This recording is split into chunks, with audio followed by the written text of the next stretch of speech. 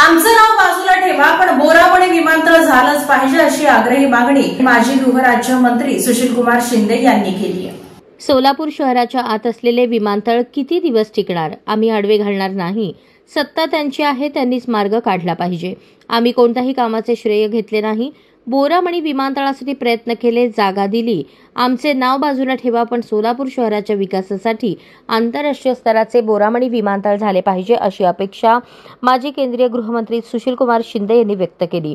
संपादक प्रशांत माने हे चिंतनशील पत्रकार आहेत। त्यांचे लोकाभिमुख पत्रकारिता हे पुस्तक वाचनीय असून नव्या पत्रकारांसाठी मार्गदर्शक ठरणार असल्याचे प्रतिपादन त्यांनी केले।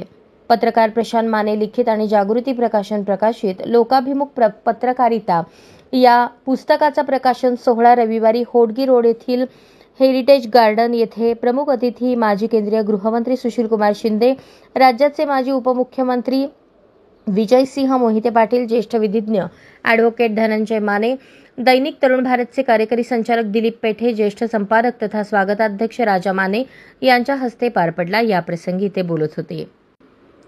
माजी केंद्रीय गृहमंत्री सुशीलकुमार शिंदे पुढे म्हणाले, पत्रकार हा प्रबोधन करणारा असला पाहिजे। त्याचप्रमाणे पत्रकार प्रशांत माने हे चिंतनशील पत्रकार आहेत।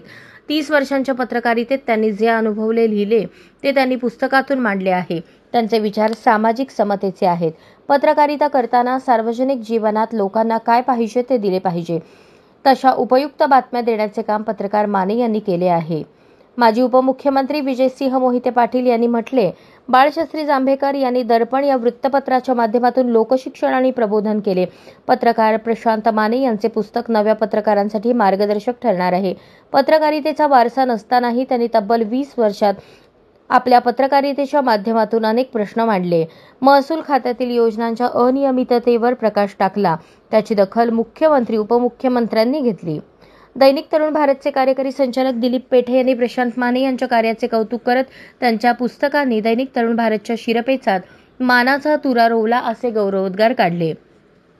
लेखक प्रशांत माने यांनी प्रास्ताविकात लोकाभिमुख पत्रकारिता या पुस्तक लेखनामागील उद्देश स्पष्ट केला।